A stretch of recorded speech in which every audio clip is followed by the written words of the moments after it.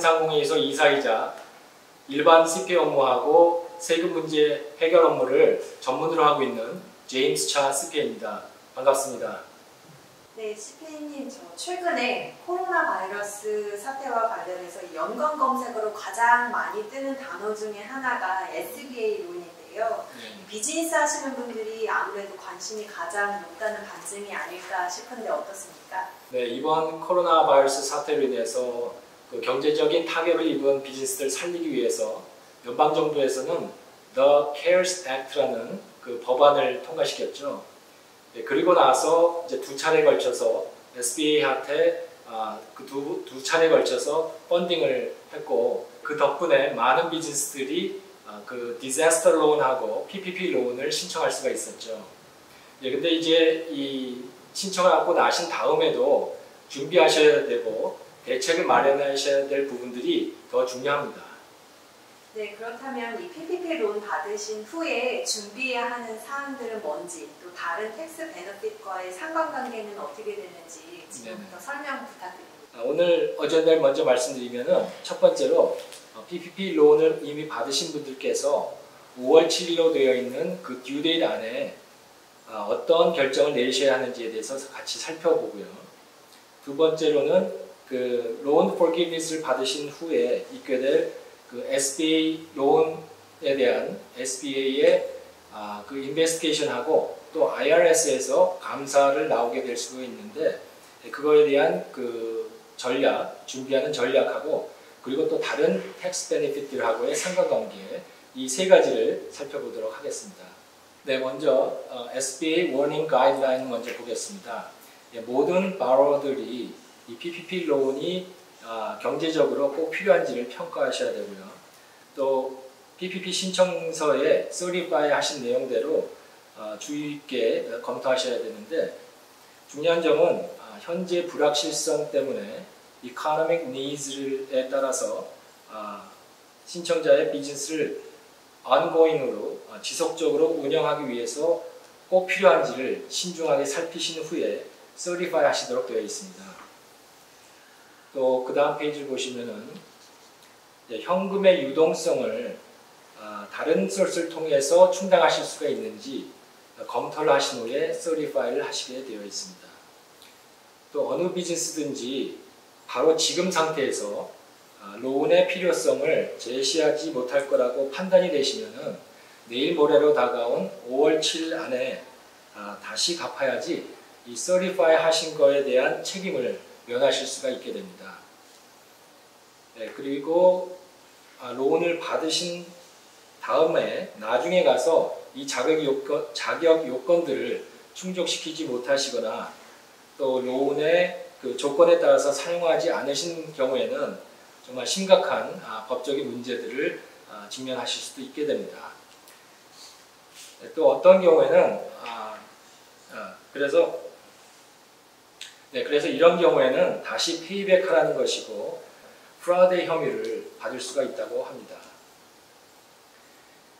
예, 그리고 알면서도 그 허위 진술을 한 경우에는 다음과 같은 세 가지의 벌금이나 징역형을 받을 수도 처해질 수도 있다고 합니다. 예, 다음으로 두 번째 토픽으로 넘어가겠습니다. 이제 PPP 론을 받으신 비즈니스들에게 SBA하고 IRS로부터 감사나 또 인베스티게이션을 받으실 수가 있는데요. 네, 그렇게 하면 과연 어떻게 잘 대비할 수 있는지를 생각해 보겠습니다. 세 가지 방법이 있는데, 첫 번째 방법은 완전히 separate bank account를 오픈하시든지 아니면 그동안에 쓰시지 않으셨던 그런 어카운트에다가 입금을 하신 다음에 거기서 이 해당되는 허가된 그 비용들을 페이하시면 됩니다. 이 방법이 제가 제일 강력하게 추천하는 그런 방법입니다.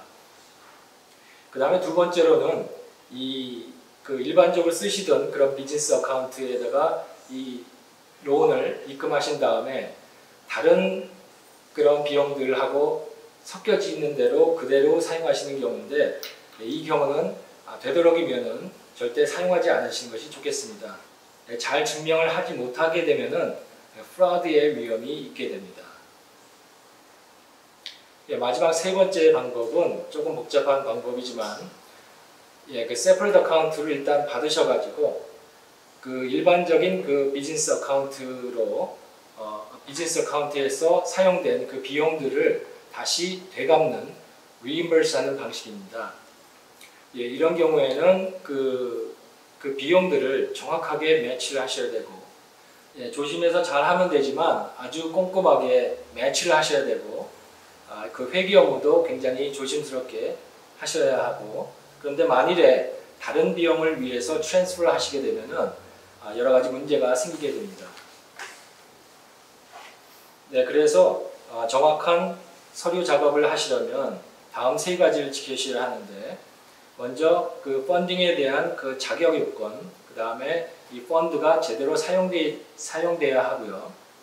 그 다음에 그 forgiveness에 대한 그 조건에 맞게 준비를 하셔야 합니다. 네, 그럼 다음 토픽으로 넘어가겠습니다.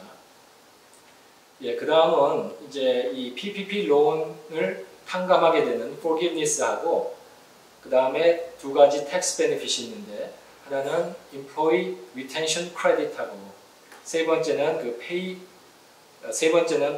payroll tax deferral 하는 거 이 세 가지의 그 상관관계를 같이 보도록 하겠습니다. 예, 먼저 그 loan forgiveness를 하시게 되면은 나머지 두 가지 2번하고 3번에 있는 그 두 가지의 tax benefit을 받으실 수가 없게 됩니다. 예, 하나만 선택하셔야 되기 때문입니다. 예, 그러면 이 employee retention credit을 살펴보면요. 이 크레딧은 이 코로나 바이러스로 인해서 그 비즈니스를 클로즈 하셨다든지 아니면 그 인컴이 아주 심각하게 감소가 된 경우에 그런 경우에도 이 고용주께서 고용인에 대한 그 월급을 계속 페이하셨을 경우에 이 혜택을 받으실 수가 있습니다. 그 크레딧 액수는 어떻게 계산이 되냐 하면은 그 봉급에다가 그 건강보험에 대한 비용들 합친 액수에다가 50%를 곱한 액수를 크레딧을 받을 수가 있게 되는데 그 각 인플로이당 10,000불까지만 계산을 하셔야 합니다. 예, 그러면 이제 세 번째로 그 payroll tax를 defer하는 경우를 살펴보겠습니다. 예, 보통 우리가 그 payroll tax를 내실 때 employer가 내시게 되는 그 FICA tax, social security tax 중에서 6.2%를 우리가 defer 하실 수가 있게 됩니다. 예, 그 액수는 2020년 3월 27일부터 12월 30일까지 회의하신 그 tax amount에 대해서 tax 혜택을 받으실 수가 있는데요. 예, 그거를 만일 제때에 페이를 하시게 되면은 그 interest and penalty free loan이 되겠죠. 예, 그 다음에 이제 이걸 언제 페이하느냐? 2021년 12월 31일에 그 반을 먼저 페이하시게 되고요. 그 다음에 나머지 남아있는 50%에 대한 것은 2022년 12월 30일까지 내시면 됩니다. 네, 그리고 이 자영업자, self-employed individual도 마찬가지로 FICA 포션을 이제 그때까지 페이하시면 되겠습니다.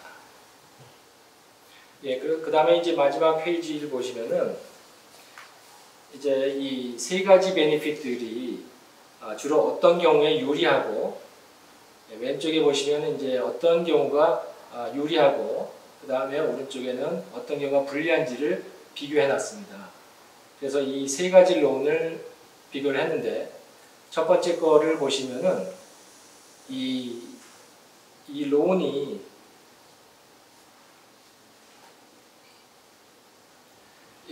첫 번째 이제 PPP 론을 보시면은 이 비즈니스 오퍼레이션을 지금 partially 하고 계시지만 페이롤을 다시 지급하실 수 있는 분들은 PPP 론이 유리합니다. 그 다음에 두 번째로 있는 이 Employee Retention Credit은 공급 수준이 낮은 경우나 종업원의 그 턴오버가 많은 경우, 자주 바뀌는 경우라면은 Employee Retention Tax Credit이 유리하겠습니다. 시간 관계상 여기서 마무리하도록 하겠습니다. 지금까지 한정된 시간 동안에 여러분께서 꼭 알고 계셔야 할 부분들을 같이 살펴봤습니다. 그런데 정말 이 지금 고고한 부분들이 중요하지만 좀 복잡한 부분들도 많아서 좀 딱딱하게 들리셨을 수 있는데 잘 전달이 되었으면 좋겠습니다. PPP 론은 은행들이 받아서 진행하는 거지만은 받은 이후에는 CPA들의 역할이 굉장히 중요해졌습니다. 그래서 담당 CPA들하고 꼼꼼하게 전략을 잘 세우셔서 불이익은 미니마이즈 하시고 베네핏은 맥시마이즈 하시길 바라겠습니다. 네, 지금까지 들어주셔서 감사합니다.